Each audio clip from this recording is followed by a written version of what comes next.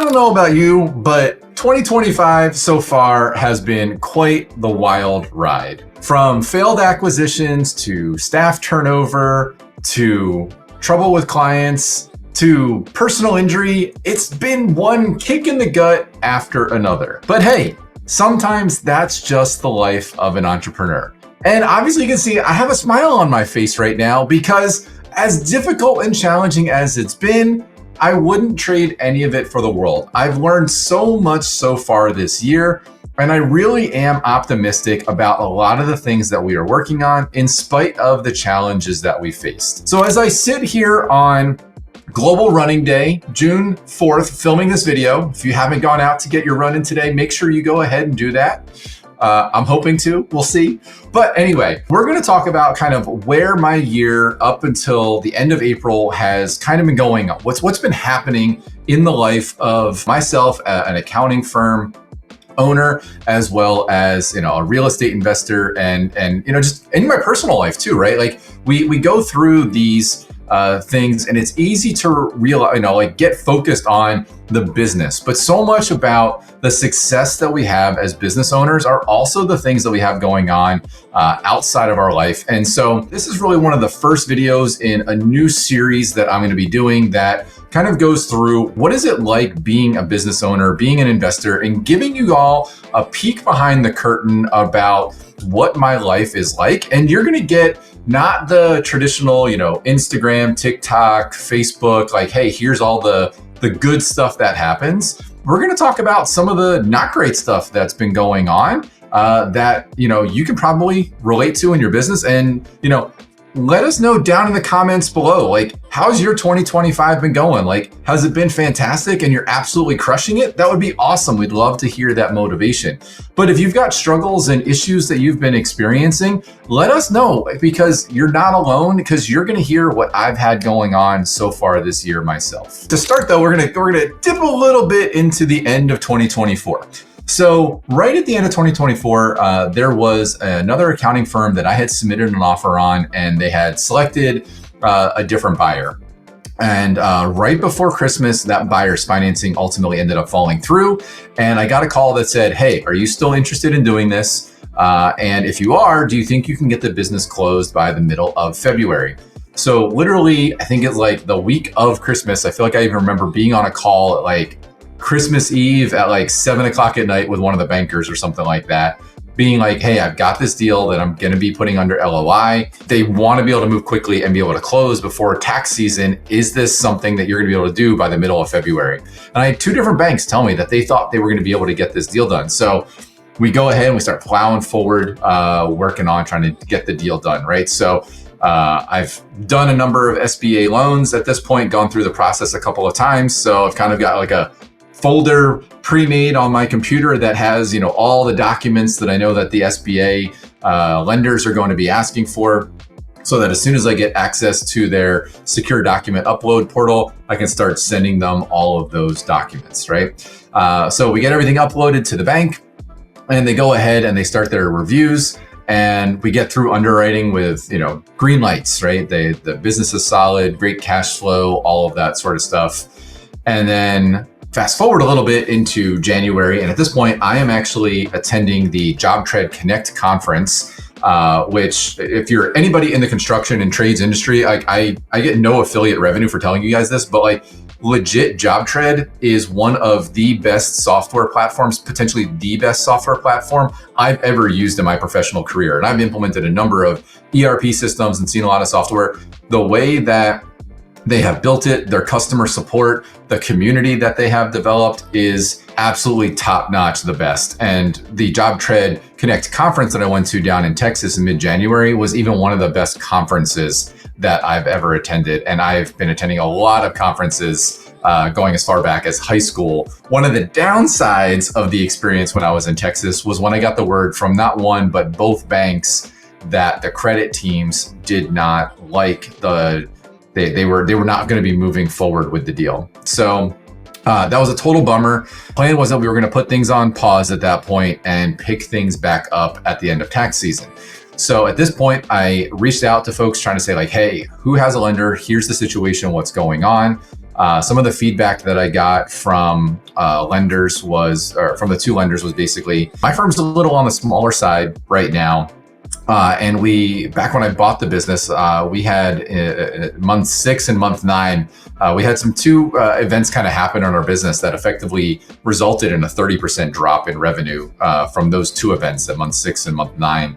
And my revenue has stayed stable since then. We've added clients, we've had some clients leave, but we've managed to stay stable. But the banks obviously saw the reduction in revenue since I bought the business in April 2023, and that raised a couple of concerns. So a couple other things that kind of also kicked off in January was, as a company, we started implementing the concepts from a gentleman named Joey Coleman. He is an author that presented at ProfitCon back in 2024. And he has 2 different books. The first one that we read, though, was the book Never Lose a Customer Again. And it's a phenomenal philosophy. There's kind of this 8-step sequence that from prospects to client onboarding, basically people go through in the stages. And it talks entirely about how do you design an experience for folks as they go through each one of those 8 stages. And so my team and I, through December, January, and into February, we really started kind of trying to outline what our process looks like throughout those 8 steps and how we can improve our process to really step up the experience for our clients as we go through that. And so we had a team member in December let us know that they got their dream job as a CrossFit coach. And they basically were no longer going to be able to, stay on board, which totally respect. They gave us about 2 months. They were going to be leaving at the end of February. So over kind of the Christmas holiday and December, we started our recruiting process. Which again, we've also kind of refined a lot, really trying to focus on our company's values and culture as a big part of what drives the hiring process. And we got somebody who was, highly skilled, really, we thought was going to be a fantastic culture fit.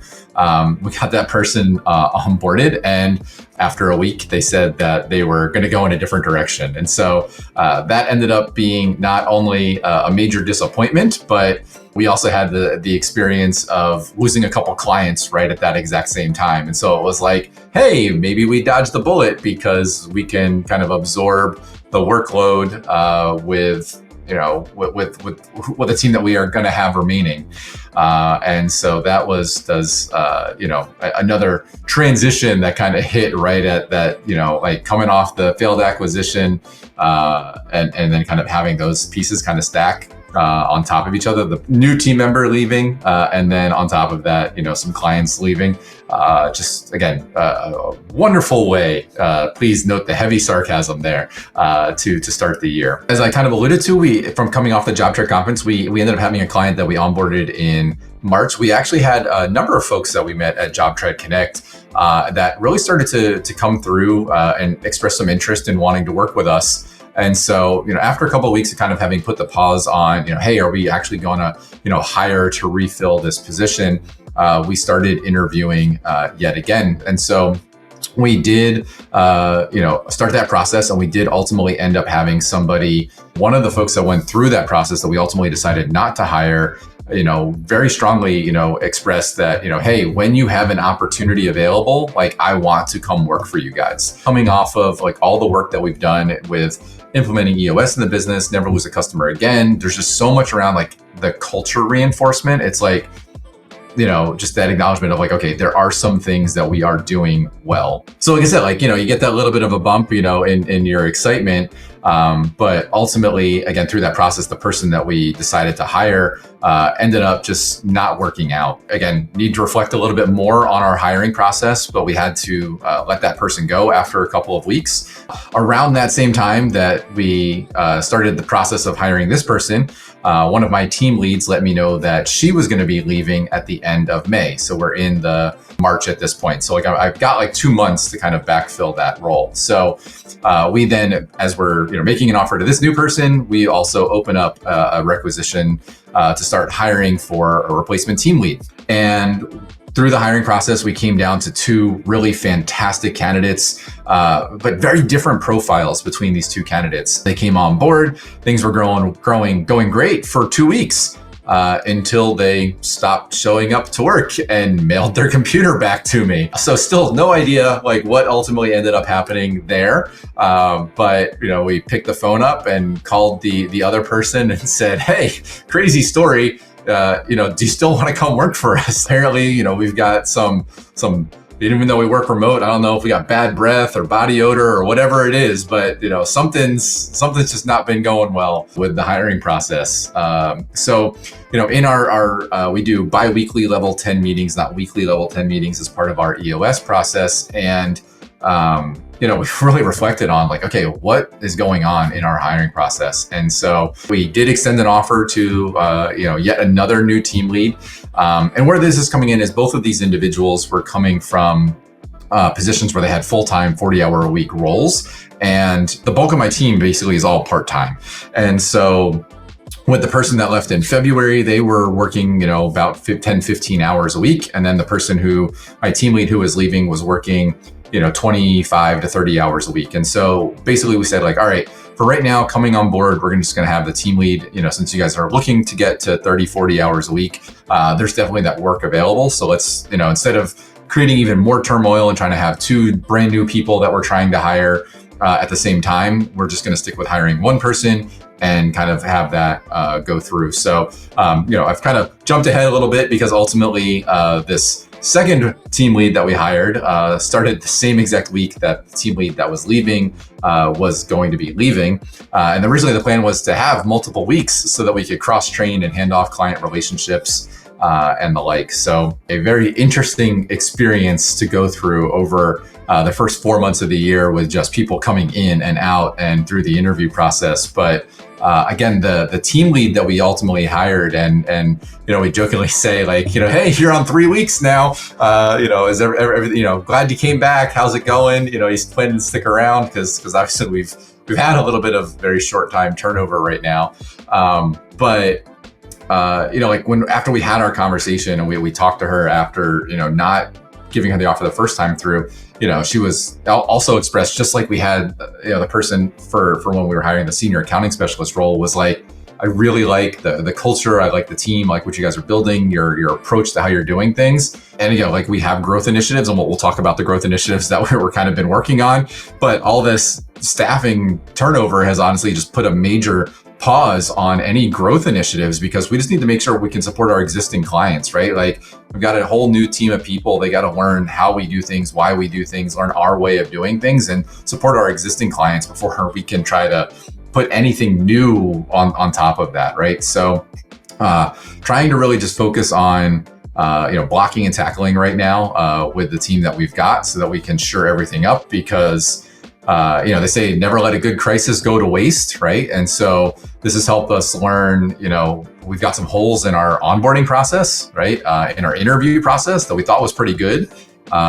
We've identified that we've got some holes in the way that we document some of our processes and procedures, because as we tried to bring on some of these new folks, the training experience was not at the level that we wanted it to be. And so where we had already spent a lot of time in the 2 years that I bought the company up to this point, getting a lot of our processes better documented into our practice management software with client specific details and things along those lines. It's just one of those realizing we need to keep going a level deeper and really improve that for the experience. And so a lot more to unpack there that we're still working through internally. Then going into April, we also had we're kicking off our performance review process. And so again, that's actually one of the things that I most enjoy as a business owner is the performance review process, or even as any manager, even before I was a business owner when I had to do that, to have that opportunity to sit down and talk with people about, are they doing the things that they want to be doing? What's their skill level at? And one of the things that I'm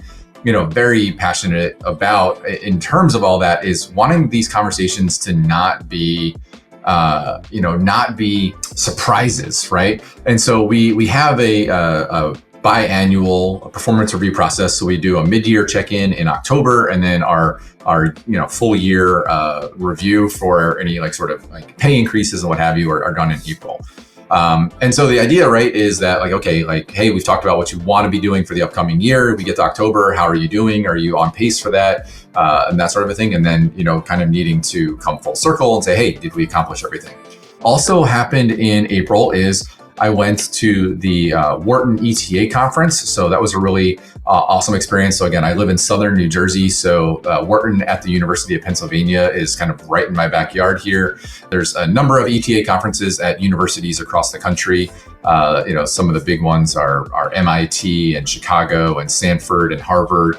And Wharton's one of those too. There were a lot of people at the event, had the opportunity to meet some great other researchers and students, investors at the conference, and just really soak in a lot of information. Also in April, had a really awesome, really an awesome week, because coming right off of the, tax season is when accounting firms start getting listed for sale again. So typically the way that accounting firm sales, work is they kind of stop being listed from, January to the end of April, middle to end of April, right? So today, obviously April 15th is the tax deadline. Some firms hit the market right away. Others are like, the owners are like, I need a week or two to decompress. So we'll start up again on May 1st, right? And so in April, I had conversations with 3 owners and was negotiating an LOI with 2 of those owners, and submitted an IOI, so an indication of interest, with a 3rd one. And all of those were making progress and moving forward. So one was a remote-only bookkeeping company, similar in size, scope, style to what we already had. So it would have been more or less, just acquiring additional customers and additional talent for the team. The one that I ultimately am actually under LOI on right now is a super complementary tax business. And while I didn't know it at the time, all the conversations I've been having with the seller are absolutely fantastic and amazing. I'm actually going out to visit the seller. I leave tomorrow. We're going to be hanging out for an entire day. So again, really looking forward to telling all about that story. If this deal, again, fingers are all crossed, toes, anybody who wants to cross their fingers and toes for me as well to have a successful transaction. I'm really, really excited about this and what it's going to be able to do for our clients. But had that, and then had another really interesting conversation that week. Again, the IOI that I submitted was for a business that was very well aligned with both my real estate activities and the accounting activities. And so it wasn't a pure accounting firm. It had a very unique remote service model that specifically had a lot of real estate clients in it. And we'll just say there was a lot of really interesting synergies that I did not anticipate. At the end of the day, just while I would have loved to pursue and chase that deal and that opportunity, there was reason. I originally had a lot of optimism that I could do both of them at the same exact time. But given the experience that I had back in January with not getting that deal across the finish line, I ultimately had a conversation with the bank and said, hey, would you guys be interested in this deal? They honestly said they weren't going to, for a number of reasons. The business had some interesting challenges and story and things along those lines, but they were just like, hey, we wouldn't be comfortable doing this. And plus, going after 2 businesses right at the same time is difficult to do well, we'll say at best, right? And I respect that, and that's true. I need to put my time and energy into getting this one done right. The other business had a leadership team already in place, and so it was more of a transition of ownership. The owner, so there was story to be told and synergies, to exist there. But at the end of the day, we let that one go. And just focused on the one that we've got under LOI right now. So something else that came up in the month of April, as I mentioned, we've had a lot of learning opportunities with all the staff transition that we had, and with the team lead leaving. We had a client, basically come to us, letting us know that they were unhappy with some of the things that were going on as part of the transition, that the client honestly wasn't even aware that this transition was going on. The perfect timing of things was I had a call with this client. They had expressed some concerns. They requested a call, and I'm on the call with them, and I was like, yep, this individual is going to be leaving the organization.